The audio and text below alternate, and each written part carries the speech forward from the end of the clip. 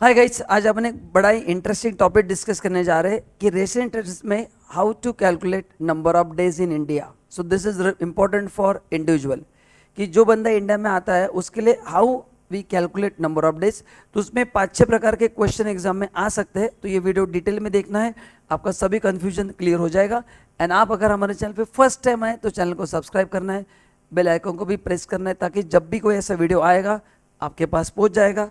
चलिए, सो रेशिडेंट स्टेटस 6.1। अब इसमें पहला एग्जाम में सिंपल क्वेश्चन आएगा जहां पे आपको एकदम सिंपल क्वेश्चन दिया जाएगा।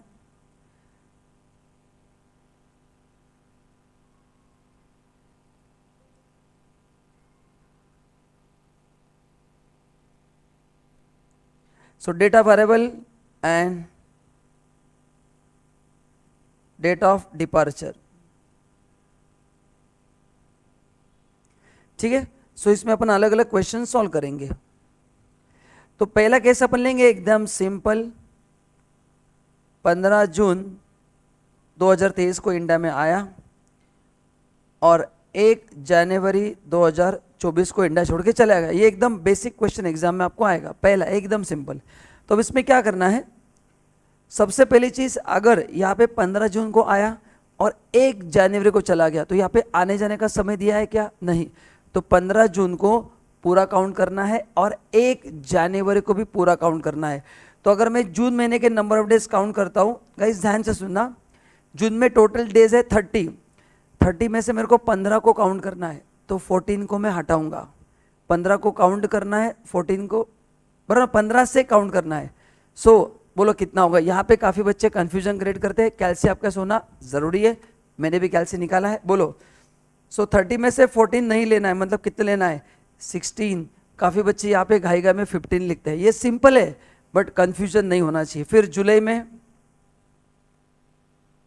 31, अगस्त 31, सितंबर 30, अक्टूबर 31, नवंबर 30, दिसंबर 31, जनवरी का 1 तारीख, ये पूरा ऐड करना है। एंड बताओ कितना है number of days? 16 plus 31 plus 31 plus 30 plus 31 plus 30 plus 31 plus 1, 201 days. एक बार चेक करो प्लीज, चेक करो। 16 plus 31 plus 31 plus 30 plus 31 plus 30 plus 31 plus 1। सो 201 दिन इंडिया में वो था। ये था एकदम सिंपल क्वेश्चन जो सबके लिए आसान है। अभी कॉम्प्लिकेशन स्टार्ट कब होते हैं सर? जब वो नंबर ऑफ आवर्स आते हैं। तो लेट्स टेक सेकेंड क्वेश्चन। ना सेकेंड क्वेश्चन में अपन एज्यूम करते हैं कि वो 1 जुलाई 2023 को 2 बजे इंडिया में आया और 31 दिसंबर 2023 को 7 बजे उसने इंडिया छोड़ा। तो उसका अराइवल है 1 जुलाई 23 को एंड वो इंडिया छोड़ के गया 31 दिसंबर 23 को। अभी यहाँ पे सबसे पहले आपको सोचना है जुलाई में क्या करना है। जुलाई एंड, अच्छा आई विल मेक इट, ठीक है रहने दो, कोई प्रॉब्लम नहीं। दिसंबर, अगस्त, सितंबर, अक्टूबर और नवंबर, ठीक है। नाउ अभी 1 जुलाई को बंदा 2 बजे सुबह आया है, तो 1 जुलाई के अपने को नंबर ऑफ आवर्स लेना है, ठीक है। तो सुबह 2 बजे आया, मतलब बताओ 1 जुलाई खत्म कब होगा? सुबह 2 बजे आया है तो दोपहर के 12 मतलब 10 घंटे, वापिस 12 घंटे। तो 1 जुलाई को इंडिया में कितने घंटे था? वो 22 घंटे था। तो 1 जुलाई का 22 घंटे लेना है और अगले जो है 30 डेज वो पूरे लेना है। तो यहाँ पे लिखूंगा मैं 30 डेज एंड 22 आवर्स। सो 2 बजे से, सुबह 2 बजे से कैलकुलेट करो, 2 बजे से दोपहर के 12 बजे 10 घंटे, दोपहर के 12 से रात को 12 बजे और 12 घंटे, तो 22 घंटे हो गए, ठीक है। अगस्त में कोई प्रॉब्लम नहीं, 31, सितंबर 30, अक्टूबर 31, नवंबर 30, दिसंबर में उसने 31 दिसंबर को 7 बजे इंडिया छोड़ा, मतलब 30 दिन तो पूरे आएंगे, दिसंबर के 30 डेज तो पूरे आएंगे। बताओ भाई, तो रात को 12 बजे से नेक्स्ट डे 7 बजे तक कितने होंगे? 12 से 12, 12 घंटे और प्लस 7 घंटे, मतलब वो 19 घंटे इंडिया में था। सी रात को 12 बजे खत्म होगा ना, 7 बजे छोड़ के गया है, तो 24 - 5 करेंगे तो भी आ जाएगा। तो 31 दिसंबर को शाम को 7 बजे, मतलब 19 आवर्स वो इंडिया में था। तो अभी क्या करना है फिर? डेज और आवर्स का टोटल लेना है। तो पहले अपन डेज का लेते हैं, 30 + 31 + 30 + 31 + 30 + 30, सो ये आ रहा है 182 days. 30 31 30 31 30 31, 182 plus how many hours? 22 + 19 and 41 hours. तो 24 घंटे को हम एक दिन मानते हैं। क्या करेंगे? ये जो 41 आवर्स है इसको राउंड ऑफ करके लेंगे अपन 183 डेज, ऐसे कैलकुलेशन किया जाता है। तो ये दो टाइप के क्वेश्चन में स्टूडेंट को ज़्यादा कन्फ्यूजन होता है। तो is this clear how to calculate number of hours? दो क्वेश्चन समझ में आ गए। तो 24 घंटे से ज़्यादा है तो एक दिन लेना है, या 24 घंटे सर 23 घंटे तो इग्नोर करो, 24 घंटे के ऊपर है तो वो भी इग्नोर करो। 24 आवर्स कोई एक दिन लेना है, ना कम ना ज़्यादा। ये हो गया दूसरा क्वेश्चन। अगर आपको समझ में तो कमेंट में यस करके प्लीज़ भेज देना, ताकि मेरे को पता चलेगा जो मैं वीडियो बना रहा हूँ उसमें आपका फ़ायदा हो रहा है या नहीं हो रहा है। Plus if you want video on any other topic, comment में ज़रूर बताना। तीसरा ऐसा क्वेश्चन आता है, उसका डेट ऑफ अराइवल लेते हैं। 20 दिसंबर को इंडिया में आया, डिपर्चर का डेट नहीं दिया है ना, डेट ऑफ अराइवल दिया, डेट ऑफ डिपर्चर नहीं दिया है। तो कोई बता सकता है अगर जाने का दिन नहीं दिया तो क्या लेना है? Very simple, resident status is to be determine for previous year only. तो अगर जाने का दिन नहीं दिया मतलब वो इंडिया में था, तो आपने को ये कैलकुलेट करना है 31 मार्च 24 तक। तो अगर जाने का दिन नहीं दिया है तो कब तक काउंट करना है? 31 मार्च तक काउंट करना है, because resident status we want for previous year only. तो दिसंबर, जनवरी, फेब, मार्च के 31, 2024 फरवरी लीप ईयर है 29, ये 31। नौ दिसंबर में बताओ 20 तारीख मेरे को चाहिए, बोलो क्या करना है फिर? 19 को हटाना है, सो 31 - 19, 12 दिन आ गए, टोटल स्टे हो गया 12 + 13 + 29 + 31, 103 डेज। 103 डेज हो गया, ये हो गया तीसरा। तो जाने का दिन नहीं दिया तो क्या मानना है? 31 मार्च। I hope it is clear. Comment करते रहो ताकि मेरे को समझ में आएगा। नाउ फोर्थ,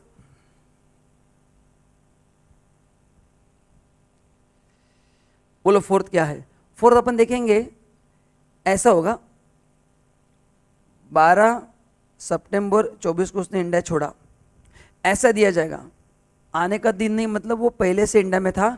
तो अगर आने का दिन नहीं दिया है तो काउंटिंग करना है 1 अप्रैल से।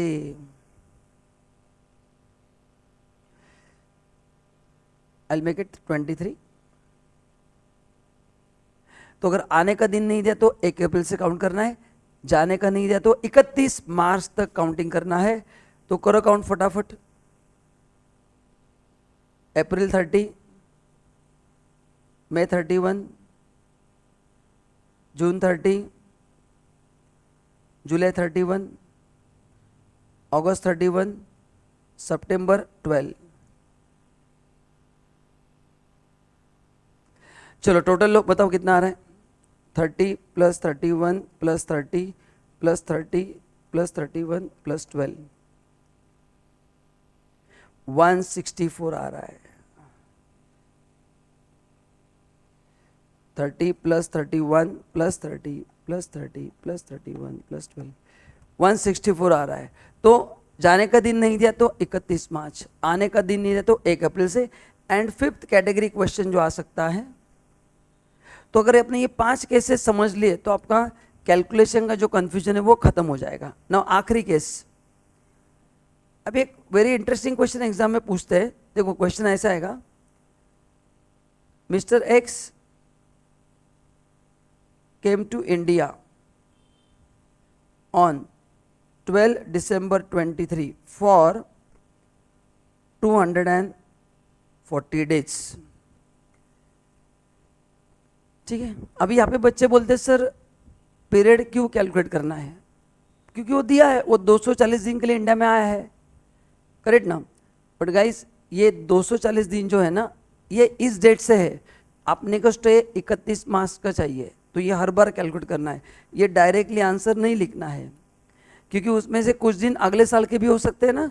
तो अपन क्या करेंगे, ऐसे केस में भी पूरा वर्किंग करना है। यस, तो 12 दिसंबर 23 से मैं कैलकुलेट करूंगा 31 मार्च 24 तक ओनली, आगे के जो डेज है वो अगले साल में काउंट होंगे। तो बताओ, दिसंबर, जनवरी, फरवरी, मार्च, तो मार्च के 31,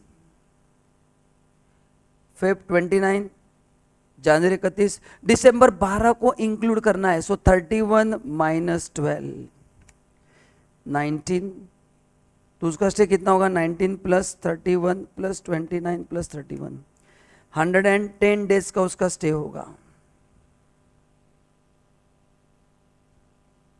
तो गाइज मैंने 5 केसेस आपको बता दिए, फटाफट रिवाइज करते हैं फिर रुक जाते हैं। पहले केस में बताओ क्या था, आने जाने का दिन दिया है, टाइम नहीं दिया तो आने का दिन जाने के दिन पूरा काउंट करना है। सेकंड में क्या था, आने जाने का समय दिया है, तो अगर नंबर ऑफ आवर्स दिए हैं तो नंबर ऑफ आवर्स लेना है। 24 आवर्स है, उससे 24 आवर्स है तो एक दिन लेना है, उससे कम है तो इग्नोर करो, एंड 24 के ऊपर के उसको भी इग्नोर करो। ये दूसरा केस। तीसरा, आने का समय दिया है, जाने का नहीं दिया है, तो 31 मार्च तक काउंट करना है। चौथा, जाने का समय दिया है, आने का नहीं दिया है, तो 1 अप्रैल से काउंट करना है। एंड पांचवा, टोटल स्टे दिया है एग्जाम में, फिर भी कैलकुलेट करके देखना है कि इस साल कितना हो रहा है, तो इस साल का स्टे 110 दिन ही है, मतलब रिमेनिंग 130 डेज हम अगले साल में यूज करेंगे। तो गाइस ऐसे कैलकुलेशन किया जाता है। तो आई होप ये आपको पसंद आया रहेगा। तो guys thank you so much, ऐसे छोटे छोटे वीडियोस मैं आपके लिए लेके आ रहा हूँ। वीडियो पसंद आए तो लाइक करना है, मेरे चैनल को सब्सक्राइब करना है, एंड जिन दोस्तों के साथ आप शेयर कर सकते हैं शेयर करना है, ताकि उनका भी डाउट क्लियर हो जाए। And if you want video on any topic, comment में ज़रूर टाइप करना है। तो guys thank you so much, जल्दी मिलते हैं, बाय बाय।